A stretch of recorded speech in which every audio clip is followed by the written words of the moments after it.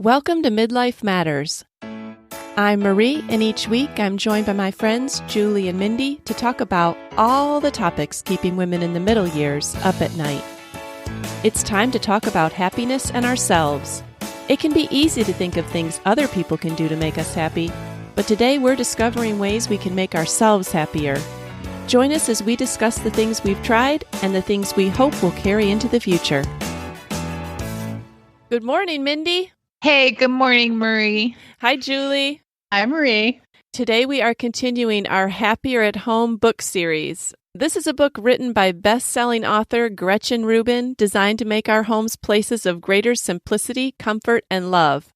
The book tackles one topic related to happiness each month from September through May. Last month in episode 58, we talked about increasing happiness in parenting, and this month we're talking about happiness and ourselves. Gretchen says to make our homes happier, we need to demand more from ourselves. And the month of December was all about addressing our inner experience and attitudes. What could we do to renovate ourselves from within? And the premise of this month is that by working to maintain our own built-in happiness, we can better help our family to be happy. We had to take some time this month and think about what would make us happier as individuals. How did you like this exercise? Do you want utter honesty? Yes, or utter you want to honesty sugarcoat is it? what we aim for. I hated it. Now, you know how we talked about anytime you start looking at something, then you become very aware of things when you start looking. And so it was difficult. I was quite put off by the whole topic of it because I'm typically not one that enjoys sitting and thinking about my feelings. I stay busy. I really want to just not sit and think a whole lot. So this particular exercise with looking within was extremely uncomfortable. And of course, things did come to mind that I would rather them be left alone, though it's probably much healthier that they get uncovered and looked at and poked and prodded a little bit, but I won't be too sad to move on. I know. Julie, you're nodding your head. What did you think about it? Well, I did really enjoy it, which is a little unusual for me, but it was an interesting month to have to do this because there's so much going on, Right. and you don't tend to be thinking about yourself in December. You know, you're thinking about everybody else and how to make everybody else happy and gifts and food and travel and all that. So one thing I noticed on the very first page of the chapter, there was a quote. It says, "If better were within, then better would come out." And I know that she's not necessarily writing this from a Christian perspective, but that quote really lines perfectly with what Scripture teaches. So that's kind of where I tried to start. I think at this time of year, we can feel really weary and kind of hollow and just kind of dry. And that can lead to a lack of gratitude and just how we feel toward God and just almost anemic in our walk with God and discontented with the spiritual fruit that we're actually bearing. You know, we can talk about how we want to live and how we want to act, but actually how we're living maybe isn't lining up with what we hope for. And I think all of that can be an invitation from God to kind of lean into him and ask him and even beg him, to fill me with the Holy Spirit again. And I think sometimes we have to kind of reach a place of desperation where we're just tired of talking the talk. And we realize that we can't possibly live out our life the way God wants us to without his power in our lives. We can't do it on our own. And I think, once we're filled again with the Spirit, that's a continual process that then we have an overflow that, that can flow into other people's lives. Oh, that's beautiful. That's where Julie. I tried to start. Yeah. Yeah, I also thought it was really ironic that she chose December as the month to focus on internal happiness. To me, that's the worst month because I'm pulled in so many different directions trying to meet other people's expectations. And I often find myself thinking, well, I'll think about myself again in January. So I didn't enjoy having to think about happiness in myself at a point, like you were saying, Julie, at your most weary state. Really, by the end of December, I am done. Right. Emotionally, physically, like I don't have any more to give. So I don't know, listeners, if you are listening to this episode at the beginning of January and you are also feeling like, oh my goodness, I'm so depleted, know that you are in good company. Oh my, hopefully we have some good laughs through this because I think we all need it. I know. All right. Well, moving on to what did we actually try? What did you try, Julie, to increase your own internal happiness? And why did you think this would be helpful? Like how did you settle on it? All right. Well, like Gretchen mentioned, she has, I think she called it her 12 personal commandments. Mm-hmm. And I worked up my own 11 personal commandments. I didn't come up with 12, but I had 11.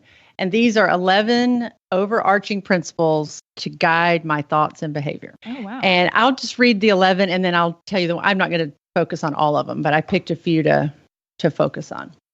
First one, enjoy the journey. Number 2, leave margin. Number 3, do the right thing and do things right. 4, don't forget to speak it. 5, reach out. 6, share in the interest of others. 7, let it go. 8, don't take it personally. 9, choose the bigger life. 10, watch those expectations. 11, write it down, make a list. Wow. Don't forget to speak it. And that may sound funny, but a lot of times I just think it. And then I think that everybody else knows it. Mm-hmm. Right. I have a lot of two-way conversations in my head, and I've realized that often keeps me from saying the things I need to say because I think I've already said it. This can range from just simple responses to questions like, hey, where do you want to eat tonight? To really big things. Right. And sometimes the internal conversation is enough. I've worked it out inside my head, and that's enough. But then I'm realizing that a lot of times I'm left angry or disappointed because someone else actually does need to hear what I'm thinking. And it's not even necessarily to change the other person's mind, but just to be heard. This is something that John has been helping me with lately because I find that this is a reason for me to be unhappy a lot, that I want or expect something from someone that I've never told them about, or I was hurt or offended, but I just brushed it under the rug thinking, it's okay. There's nothing that can be done about it now. And because I used to think that if I wasn't going to change someone's mind about a situation, then there was really no need to talk about it. But there is value in just being heard sometimes. And that is really, really hard for me because I don't like confrontation. Mm-hmm. But that's probably the biggest one, the most difficult one that I'm working on. Mm-hmm. Yeah, I agree with you in there being value in being heard. It isn't always that you need or that you expect the situation might change, but at least you would like the other person to know how you feel about it. Mm-hmm. Right. And that can sometimes be enough. The other thing was write it down, make a list. I want to be very intentional this year about keeping track of the things I want to do, the things I'm learning, the things I've actually accomplished. And this can be anything from just a simple list to journaling. And I just feel happier when I'm organized in my thoughts. I keep multiple running lists at once, but it's a lot of to-do list. But I need lists of thoughts and goals and ideas as well. And if I can just get them out of my head and onto paper, they just become real and more manageable. And then I don't have to keep thinking about them 24/7. So it clears my mind. So for Christmas, I got several Moleskine journals. Ideas for 2020 are already in ink. So I'm feeling good about that. Wow. That's great. Leave a margin. It is okay to say no. I sometimes forget that just because there's room on the calendar, that there may not be room mentally or emotionally to add other things in. And a good example of this was one night before Christmas, a new couple friend wanted our whole family to come for dinner, all the kids and my mom. And we really had to struggle to find a night to fit it in. She wanted it before Christmas. And I finally said, okay, here's this Tuesday night. And it was crammed right between two other nights that were really busy. And I said, well, it's free. We can go, Mm-hmm. And then when that night came, it was pouring down rain. And all I could think of is, I wish we were staying home tonight, Right. We ended up going and it was a great time. Like, I don't regret going, but I just know that I could have said, let's do this later. and it wouldn't have been so stressful to get there. So my point was not that I regretted it, but just to not always see an opening and fill it. Mm-hmm. Right. That sometimes you just need to do nothing. Mm-hmm. And that's okay. Right. Do the right thing and do things right. A lot of times I'm in a hurry, and this kind of goes back to my first one, like enjoy the journey. I tend to make a lot of choices based on what is the quickest, the easiest. And when I cut corners, I'm rarely happy with the result. So I've been trying to apply this recently to kind of my creative outlets, like trying to learn new things correctly, taking my time, not just focusing on the end, getting it done. I have got a project I'm working on this year, and I would normally just be thinking about when I could get it done, like staying up day and night, rushing through it. Mm-hmm. But I'm trying to look at it as a process to go through. There's things to learn, and there's opportunities to work with some other people on it. I'm not even going to set a date to complete it. My goal is actually just to work on it. And that's very unusual for me. My goals are usually totally focused on the end result, trying to enjoy the process. Yeah. Mm-hmm. Yeah. Mm-hmm. Lastly, choosing the bigger life. I know we've talked about this before, but I've had a lot of travel opportunities since October. And one of them was to go keep my grandson in Texas the week before Christmas. And I knew we were all going back the day after Christmas. And the old me would have said, that is way too much travel. That's just not practical. And not that it would have been like too much for me to physically do, but I just had these arbitrary rules like, no, that's too much. That's too soon. And who says? Like that's just totally arbitrary. And I'm so glad that I did it. I got to keep him for a full week all by myself. It was just great. I loved it. And I knew like in 6 days, I was getting on a plane and going right back. Yeah. But it was so worth it. I'm glad I didn't let some arbitrary rule, in my mind say, oh, don't do that. You can't do that. I chose the bigger life and it was worth it. Oh, that's great. I love that, Julie. All right, Mindy, that's a hard act to follow. But what did you try this December?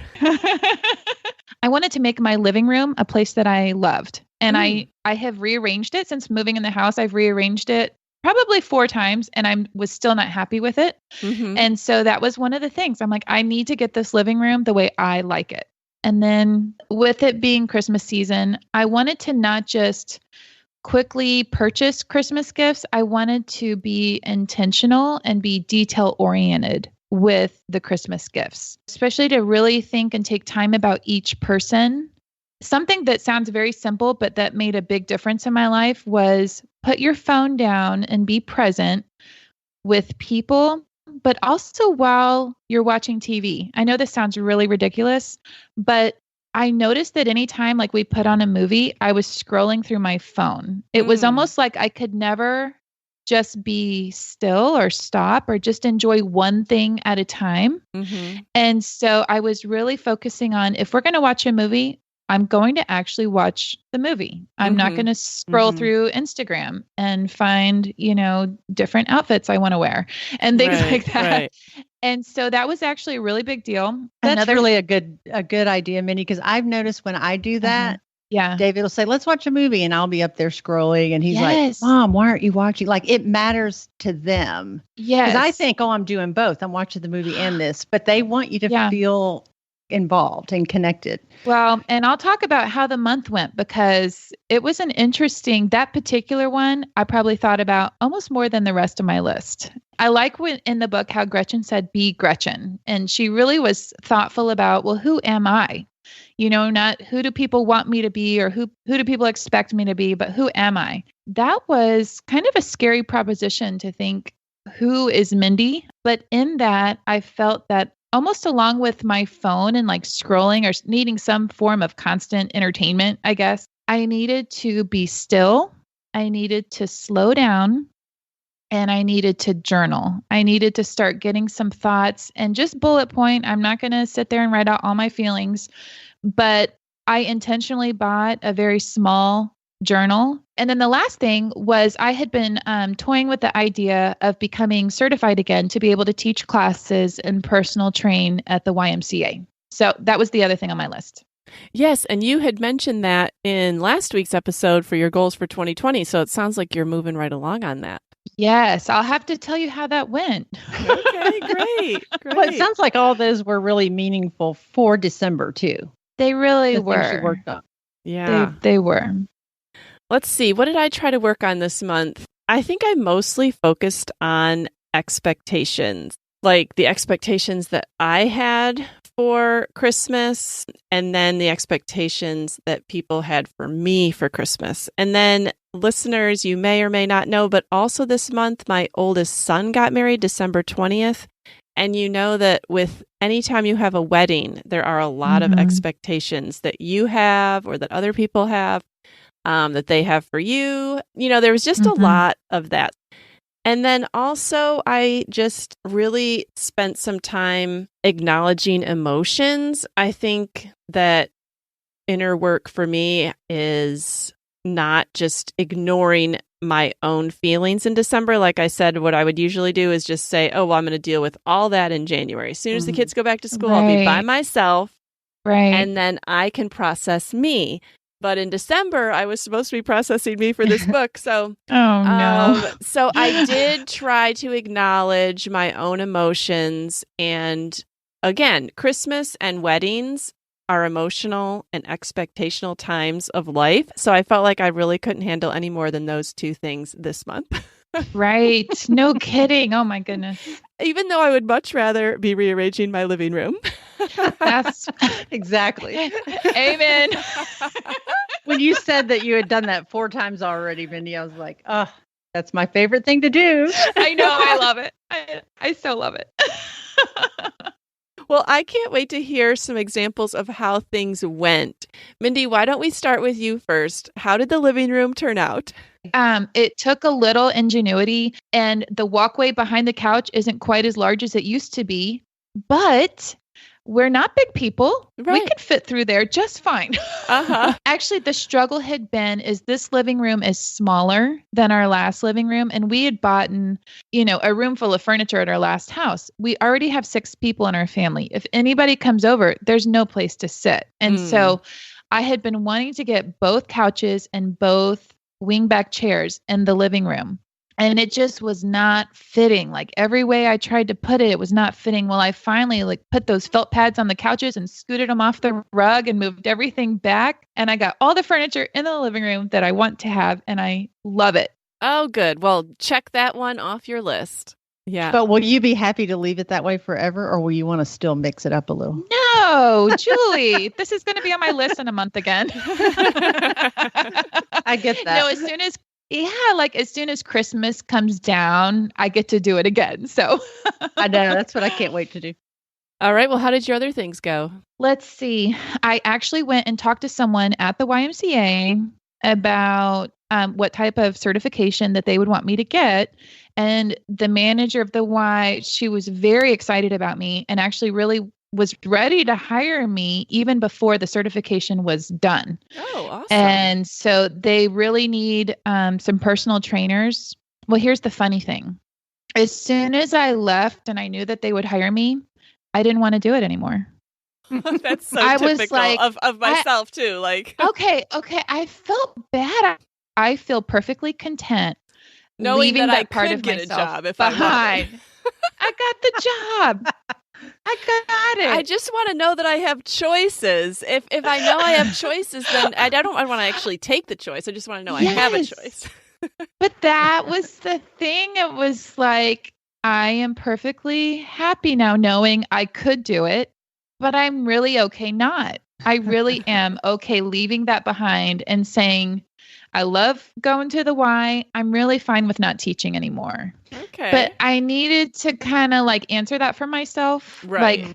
Is it because I'm afraid of something? Is it, is it too hard to get recertified? There were just these questions. I'm like, no, I'm not afraid. I'm not worried. I'm not less of a person because I don't get recertified and teach at the Y. Right. Well, and you could at any time. The door is open if you want it, if you choose not to. That's right. So that was kind of a fun one. Let's see. I loved being detailed and intentional with my gift giving. And it was such a joy also to give gifts this season because I had taken more time with people. And so that really was a joy. And I think that they came across well. I think the people that got the gifts that I had taken a lot of time to think about, like the grandparent gifts, the boys just wanted certain equipment, but like Abby is a much more intentional person and small details mean a lot to her. And so there were certain things that I got her that I would never enjoy, but that she absolutely loved. That's wonderful. I did a really good job of being intentional with putting my phone down. I especially noticed that every time we sat down to watch a Hallmark movie or a Christmas movie as a family, that I would want my muscle reaction was like to grab the phone and scroll. And I'm like, no. Do you know, I didn't want to snack during the movie. I enjoyed the movie. I felt like I was interacting more with the people around me watching the movie than had I had my phone. And so that's something I love that I did. And I'm going to keep with me is just, if I'm watching a movie, I'm going to watch the movie. I'm not going to be on my phone. Yeah, that's really good, Mindy. That's great. So as simple as that sounds, it really made a huge impact on me. Let's see. So the last one, the hardest one was be Mindy, slow down, journal, be still. And this was something that was difficult because there are a lot of emotions, Marie, like you were saying, in the month of December. And it's hard to move in midlife. Mm-hmm. It's really, really hard. And there's certain days, especially in December, where I'm not okay with it. Mm-hmm. I'm still sometimes, especially, I felt like I let a lot of people down this month, like family gatherings, very important friend gatherings, things that our distance keeps us from being a part of. And it hurts, like it hurts me, but I also know it hurts other people. And I hate that. Like I hate the things that I've had to let go of, or how life has changed. And they're things that I wouldn't have changed. They were out of my control. So I'm like, Lord, what are you doing? Because I'm still trying to be okay with this. Like I'm still trying to be grateful and have gratitude with the things that you've brought us through. And how am I going to be here in this new place? And why are you stripping things away that I love? And it's almost that just going over again of why do I keep, why does this come back up? And I think anybody that's moved in midlife, especially if you've moved away from your children, or if your children have moved away from you, you just have moments and seasons where it's just really hard. And that was this month. It was just really hard. Mm-hmm. So yeah, I think December can trip us up. Even though we think we've got it all under control, it definitely can bring all those feelings back up because you want things like they were. You want family close. You want friends close. You want those deep connections that you had and that aren't there as much anymore. And it can definitely make you have to reevaluate all of that again. I thought it was so important how you started even this podcast of allowing the Spirit to come in, to take those hurt feelings, to take the pieces that I don't know, I don't understand, I'm not happy with, the things that give me fear and anxiety and hurt, and to continue to give those back over and to try to have his eyes for what he's doing now. So I still, that be Mindy, that be still thing, I'm a work in progress. I think we all are, which is why this month was so important. I will say, coming out of that, those melancholy feelings, I'll steer off of that for a moment. One of the things I decided to do was take a yoga class. Oh, it sounds so silly. But I just happened to meet a lady that teaches she called it irreverent yoga. And the more she described it to me, the more I was like, this is for me. Because if you put me in a room and tell me to be still and relax, I'm just going to sit there and like be fidgety. I'll want to make fun of you. I'll have a really hard time. But she said it's a more sporty type of yoga. It's called Vinyasa yoga. And I absolutely loved it. First of all, when I walked in the room, she is wearing a t-shirt that says, "Go Jesus, it's your birthday." I'm like, this is my girl right here. And then she's playing 90s hip hop music through the yoga class. Oh. I'm like, where has this type of yoga been all my life? This is what I need. Yeah. But it went along with my theme of slow down, be still. because it was something that you're not just bouncing around. I usually do exercise classes where I'm moving. There's like loud music. This was calmer, even with the 90s hip hop music. And I loved it because I spent the time in prayer and I just felt just so at peace after that class. And I'm going to continue to do that once a week and go to that Vinyasa yoga class. Oh, that's awesome. I've never heard of it, but if I do come across one, I think I might try it. Because I do think that like the real still, I don't know, intimidating type of yoga, makes me not want to go in the room, but that sounds like I might want to go into that one. I know she said it's more for like the sporty person. Okay. I'm like, that's me. That's definitely me. Yeah. Yes. All right. Well, awesome. All right, Julie, give us what happened with all of your work this month. Well, I think I did kind of talk about the things already that I worked on and how those things went. But I think one thing I wanted to say that just kind of there's an underlying theme to all those, obviously about being happy ourselves. She says at the beginning of this chapter too, that there's a quote that says, for people that agree with this statement, for me to be happy, I need others to be happy. Those people are more likely to be depressed or anxious or binge eat. And that's definitely something that I can relate to. And I'm realizing that is really a pretty selfish belief because we're not allowing other people to have their own feelings. I've also kind of realized that if that's true, the reverse of that is true. Like my emotions are contagious too. And I have the ability to kind of boost other people's spirits up or drag them down. One way that this has kind of been real the last probably 5 or 6 months is my husband, John, has had an illness. It's not anything like too serious or life-threatening, but it has been very uncomfortable. And the best way to describe it around here is he's just not himself. Mm-hmm. And he can get kind of grumpy and short-tempered because he just hasn't felt good.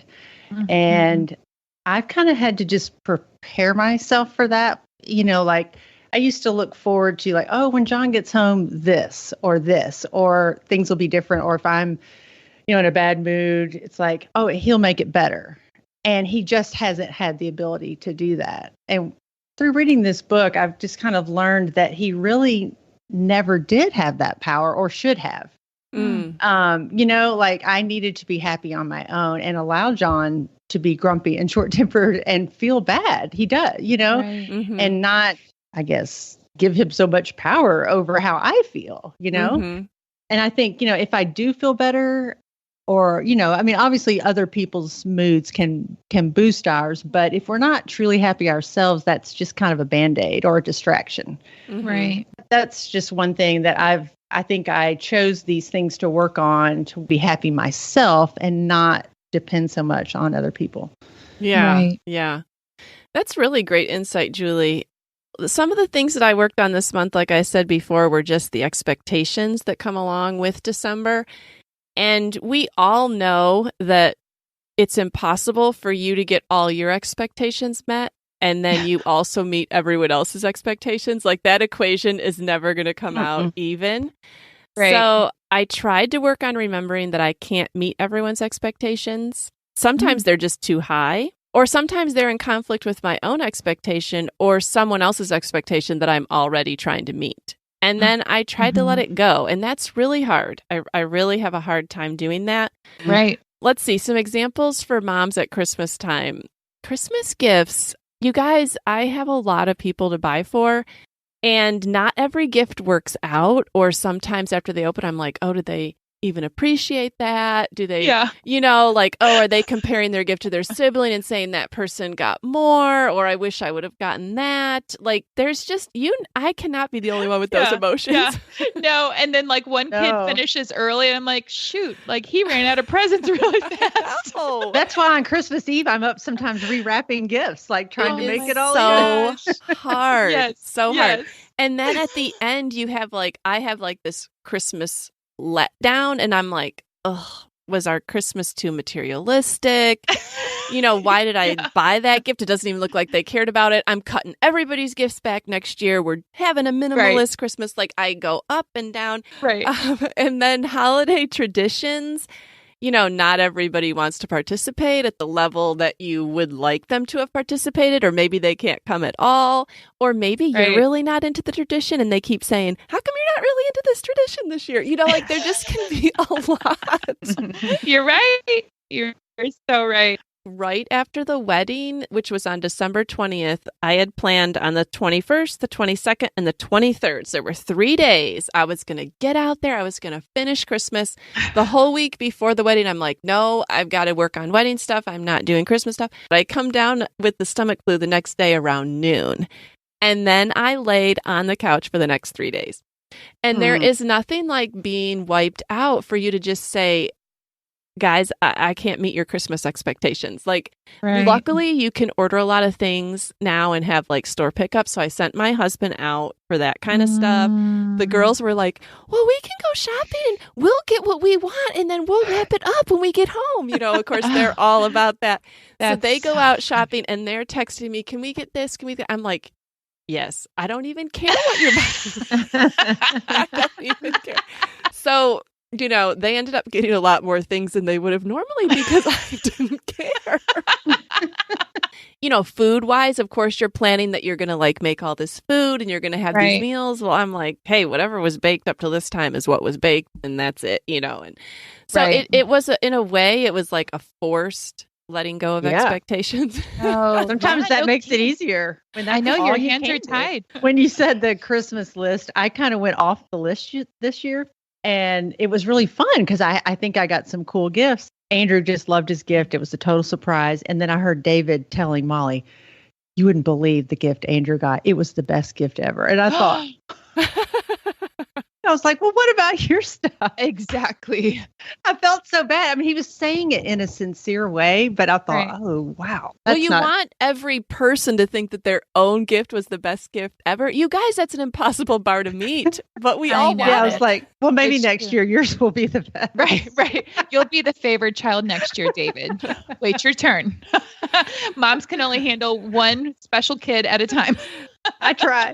Listeners, I hope that listening to how our months have gone really either comforts you or inspires you. I don't know what, but I know that there are a lot of listeners out there right now that can relate to things that we have said. So hopefully you're feeling better by the end of our conversation too. Right. But this chapter, it also had a lot of other interesting things in it. And so one of the other interesting things that came up in this chapter was the idea of being an abstainer or a moderator. And this is something that fans of Gretchen Rubin can easily talk about, but if you're not familiar with the idea, I'll quickly summarize it. Basically, you're an abstainer if you have trouble stopping once you've started, and you aren't tempted by things that you've decided are off limits. And you're a moderator if you find that occasional indulgence heightens your pleasure and strengthens your resolve, and if you get panicky at the thought of never getting or doing something. So you guys, I love these distinctions. And she talks about this in some of her other books, and on her podcast, Happier, being an abstainer or a moderator. And I love to find out what people are. So Julie, what do you think you are, an abstainer or a moderator? Well, I feel like it kind of depends on what it is. I feel like this might be one of those cases that doesn't have to be an either or. Like sometimes, some situations I'm one and in some I'm another. Okay. Like if the potential risk associated with something is high, then I abstain. Like, for example, alcohol. One thing I know about myself is I find it easier to indulge in things when I'm stressed or sad or excited, which means basically all the emotions. Right. So like I just abstain from alcohol because I know I never want it to become an issue. And that's the only way I know that it never will. Mm-hmm. So I'm not tempted by things that I know are totally off limits. But with food, it's a little different because you can't abstain from food. Mm-hmm. So overall in that area, I see myself as a moderator because I would be very unhappy if I thought I couldn't have chocolate fondue on vacation or ice cream at the beach or cake at a wedding or Chick-fil-A peppermint milkshake at Christmas, like those things I am not eliminating from my life. But so I moderate things like that by just not making them convenient. Like I would never bake a cake for our family and just think I could abstain from that, or moderate that. Like I would eat one little piece every hour until it was gone. Right. So I have to make bad habits inconvenient, or there has to be some hurdles, to keep me from having total access. So if that answers it, I think I'm kind of both depending on what it is. Right. What about you, Mindy? What do you think you are? Well, I have practiced both. When I lost weight the first time, I cut out carbs for a year and a half. That is the classic example of an abstainer. Mm-hmm. However, the second time I lost weight, I had to learn how to be a moderator, which was really difficult for me. It was a lot harder for me to moderate than it was to abstain. Mm-hmm. And so I would like to be a moderator. Uh-huh. I actually think that it's a lot healthier to be a moderator, but I do know about myself that sometimes some seasons, certain items, I just need to abstain. Yeah. And then other times, if I'm really practicing, I really have to practice at trying to moderate, though. It's hard. It is not easy for me to moderate. Right. So I have to work at it. So you would not say I'm an abstainer of all candy. Like you would just maybe during different seasons say that. Or... Yeah. If I find I'm turning to it a lot, then I'm going to have to just cut it out. Yeah. Cold turkey. Okay. But if I'm healthy and have balance in my life, then I don't care what I'm doing. I know what I need to do to be healthy. So if I feel like I'm in an unhealthy place and I get really sick of it, then I'm like, all right, it's time to abstain. Like I'm not having balance. I got to go cold turkey and then learn how to moderate again. Right.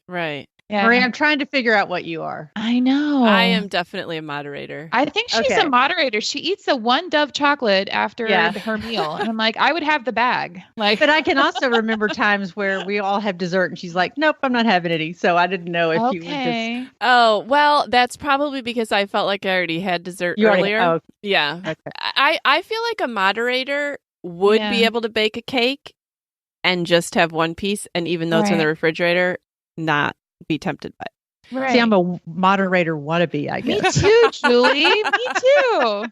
Because I can, in general, have things around that I know I'll only indulge in when I have already set up my times to indulge. And they're not going to call my name, because I know that I can have them at this other time. I've already set up a time when I can have them, so I don't need to. But that's the moderator way of thinking. Like, it is. For me, that seems so logical. Just tell yourself you can have it tomorrow too. Uh-huh. And Gretchen would say, no, I can't do that. It's gonna be like Julie, where the cake is gonna call me every hour on the hour.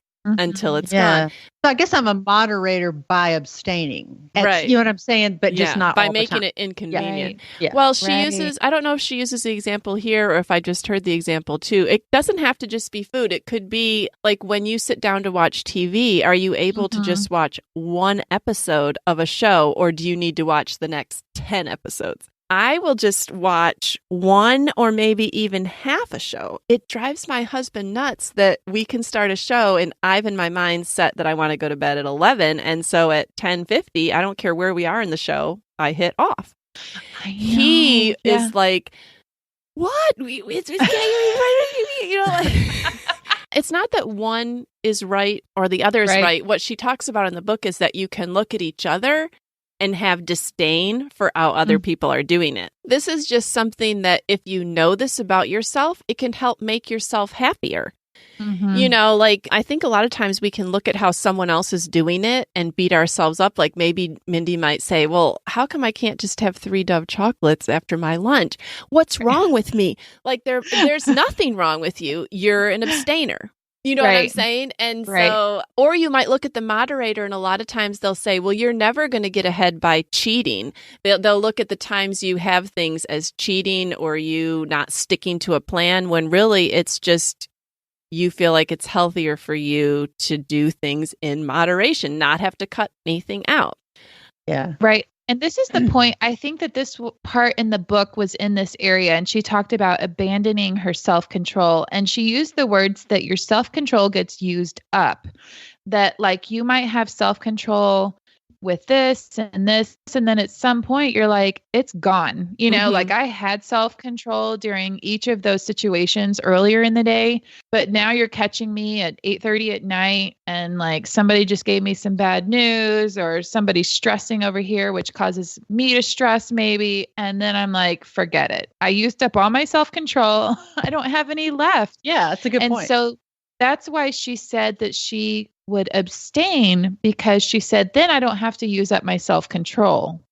She said, I've made a rule for myself that I just don't do that, or I'm just not going to eat that, or I'm just not going to watch that, or whatever. Yeah, this chapter is all about self-awareness and self-knowledge, which, you know, if we don't spend a lot of time thinking about those things, right, we don't know those things, and they can be helpful to know about yourself. It's true. Yeah, and recognize where your downfalls are. The abstainer needs to say, you know, at 7:00 tonight, I don't need to have tempting food out anymore. Right. It needs to be frozen in the very back of the freezer with, you know, like they just can't. Yeah. And if you know that about yourself, you'll be happier rather than thinking, well, I can have it around and I won't do that tonight. And then you fall off the wagon or whatever, you know, even just with the TV or the mindlessly scrolling Facebook. Some people can get on social media for 5 minutes and put it back down. Or I think she might have used the example, or someone used the example of like computer games. Maybe they get on their phone. Some people can play 10 minutes of Candy Crush or whatever the latest computer game is and put it away. And some people, they'll look up and it's been an hour. And, you know, you need to recognize what kind of person you are, and you'll be happier for knowing those things about yourself. Yeah, like Gretchen said, she's happier when she observes kind of the odd rules that she's worked out for herself, like the not eating hors d'oeuvres or at a Christmas children's party. And I thought, you know, maybe I do need to have a few rules for situations where I find myself kind of repeatedly regretting. Yeah. There are times when I have noticed, like, every time I do this, I regret it. So that would probably be a good place to put some hard and fast rules. Yeah. Right. Well, another thing that she talked about in this chapter was, are you an Eeyore or a Tigger? And what did you guys think about this? Like, do you... This was really interesting. Yeah, you explain it, Julie. Everybody knows who Eeyore is. He's kind of the gloomy, pessimistic downer. And Tigger is the overly excited, optimistic, hopeful, bouncy one. But she says that our emotions don't exist in isolation. Unhappy people can spread their downbeat moods. Happy people can, you know, lift other people's spirits. But people could also spread the opposite emotion. And this is what I thought was really interesting. Like, I've found myself needing to kind of counter John's enthusiasm or positivity with a good dose of reality. And I do think we both kind of do that for each other. I read somewhere that Eeyores tether the dreams of Tiggers to realistic standards.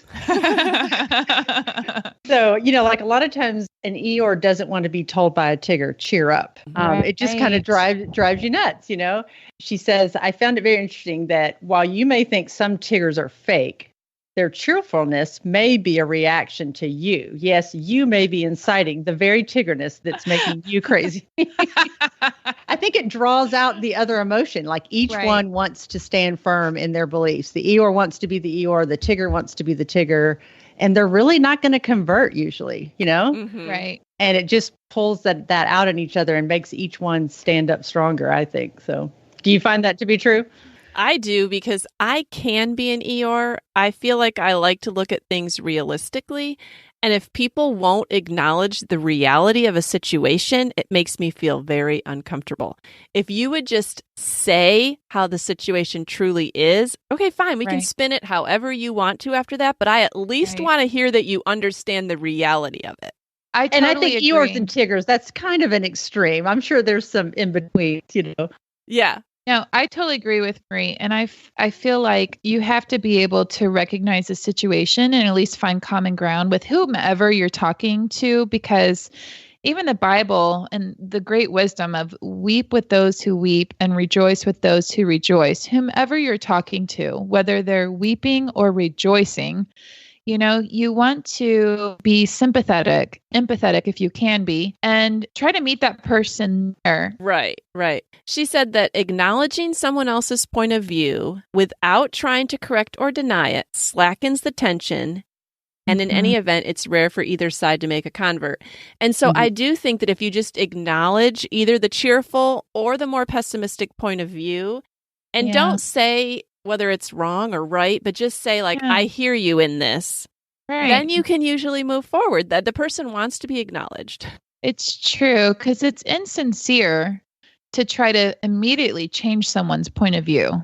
Right. Well, have you really heard them? Like, that person is hurting, or that person is excited about this. And whether you agree or not, if you love them, you're going to try to meet them where they are. Right. Yeah. And even though I would consider myself an Eeyore most of the time, I do find myself trying to be a Tigger to an Eeyore, if that makes sense.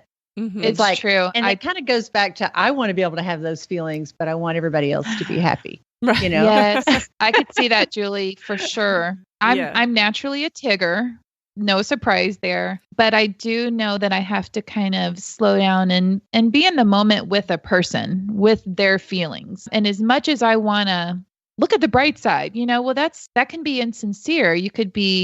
It can say, I don't care about your feelings in a sense. Or, and maybe they can't see it just yet. Right. They can't see the bright side just yet. And maybe that is an area that you could help them, but it's not going to be just an instant cheer up kind of.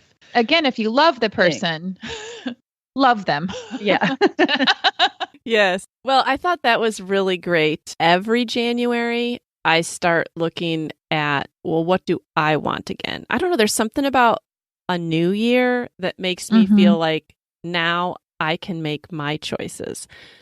I feel like at the end of the year, it's all about other people. And in January, you're not needed for a while. There's no great big holiday coming up. There's no great big transition. And I think I feel the freedom to sit back and look at who's Marie and what does Marie want and what would make me happy. And I think this chapter gives you permission to look at yourself. I think so many times, like at first, when she says in here, in order for our homes to be happier, we have to expect more from ourselves. I thought somebody could read this and say, are you serious? I already expect so much from myself. But I think it's deeper than just you doing more. I think it's expecting more from ourselves in our minds, Julie. Like you said, like it's our thoughts and our inner attitudes and our inner experiences. It's not necessarily like a frenzied doing. It's more of a looking at yourself. And this chapter gives you permission to do that.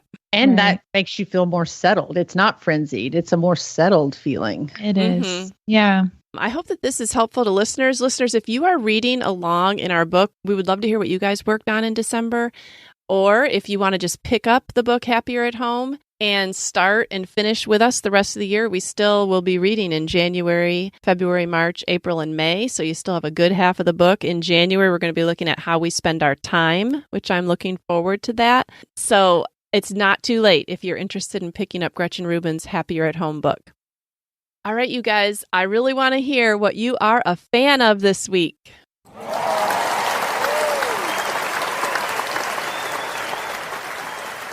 Julie, what are you a fan of? All right. I'm a fan of homemade hooded baby towels, and I have a neat story to go along with it. Oh. For my daughter's baby shower, I made her 2 hooded baby towels where I took a really nice bath towel and a washcloth and you sew them together in a specific way. And I used really thick, nice towels that kind of matched my daughter's decor in her bathroom and style. And so they're really pretty, but functional. And I got to use them when I was there, giving Ezra a bath. They're real thick and nice, and he loved them. She's talked about how much she loved them. In December, I flew to Texas to see my daughter again, and I was on the airplane, and I was already in my seat, and this lady's coming down the aisle, and we kind of met eyes, and we started talking. I realized I knew her from my church about 15 years ago. She had lived in Nashville, and now she had moved back to Texas. We just spoke and went on our way because she was coming down the aisle. Well, in the airport, I see her again with her husband and 2 of her boys who are they looked like 13 to 15 years old.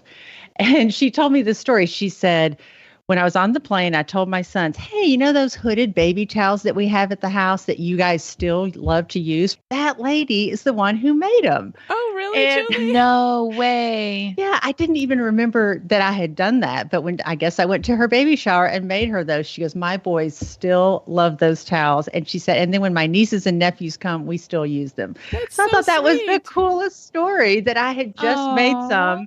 I mean, I don't think I've made any in 15 years. And then I make them again and I hear the story. That's awesome. That is so precious. Yeah. So I'll put a link up to a pattern. If you can sew just a straight stitch on a machine, I promise you can make these. Yes. Or would there be somebody we could buy those from if we cannot sew a straight line? Yes. Perhaps I could hook you up with someone. Okay. Oh, that's awesome. Well, Mindy, what are you a fan of this week? All right. You guys are going to be so excited. I can't hardly wait to tell you this. My Christmas present from Bryce was I get to take a flying lesson. Oh! Hey, that so dream is in action awesome. this year. He listened to the podcast and he was like, the one thing that would mean the most to Mindy, he was like, I can't even watch her do it because he does not like heights, but he bought me a flying lesson. He said, I bought you one lesson to go up. And he said, and let's see how it goes. Let's see how you like it before we kind of move on from there. I'm going into 2020 and I'm going to take a flying lesson. Oh, that is so That is exciting. so awesome. Well, we're going to need pictures of that, Mindy. I'm so excited. Oh my Now, gosh. Mindy, I bought John a sailing lesson, and you know what happened after that. I do. So Bryce might have to buy a plane. You know what? I get to come see you guys more often then. Right. Oh, that's great, Mindy. I can't wait to hear how that goes. Well, it's kind of funny because I was saying earlier in the podcast that I'm a moderator. I'm a moderator in most things. I am not a moderator in reading. If I pick up a good book, I will read that book and neglect everything else around me. I cannot moderate a book. I cannot just say, I will sit down and read 2 chapters. So anyways, yesterday, like I said, I just had a total me day. I got on a list of books that people had read in 2019 they liked, and this one appealed to me, and it was available at my library, so I downloaded it on my phone. It's called Ghosted, and it's a novel, and it is just like a beach read in January. So we're in January now, and if you just wish that you could read something mindless but interesting, this is a good book for you. So it's 7 Perfect Days, Then He Disappeared, a love story with a secret at its heart. So basically, it's this couple. They connect instantly and fall in love. And it seems as though their lives have finally begun, but they're both booked on vacations. And so at the end of the week, they promise to call each other when they get back, and she never hears from him again. And she knows that something's happened. She feels like there must be an explanation. So minutes, days, weeks go by as Sarah becomes increasingly worried. And then she discovers she's right. There is a reason for Eddie's disappearance, and it's the one thing they didn't share with each other, the truth. And so it was good. And He's married? I'm not going to tell you the truth, Julie. You know, it was just, like I said, a good beach read in January. So good. Awesome. So if you want to read a good book, it's called Ghosted by Rosie Walsh. And we'll put a link in our show notes for that. Julie and Mindy, I'm so glad we got to have this episode. I know at the beginning we were kind of like, oh, happiness in December. But I feel a lot happier, and I hope that's how our listeners feel too. That is the beauty of women talking together, and that is always what we want our listeners to gain from Midlife Matters. We want you to feel like you're here around the kitchen table with a cup of coffee, and we hope that we are encouraging you just as we're encouraging each other. Come and find us on Instagram, Midlife Matters Podcast. Let us know your thoughts, what you thought about this episode, things that you've been putting into practice in your life, and we will see you guys next week. All right. Goodbye. All right. Yeah. Talk to you later. We're so happy you joined us today. Please tell a friend about the show and help them hit the free subscribe button on their favorite podcast app. For links to everything in today's episode, see our show notes at midlifematterspodcast.com or come and follow us on Instagram at Midlife Matters Podcast. That's where we post pictures and stories about all the things we talk about in each episode. Thanks for listening, and we'll see you back here next week.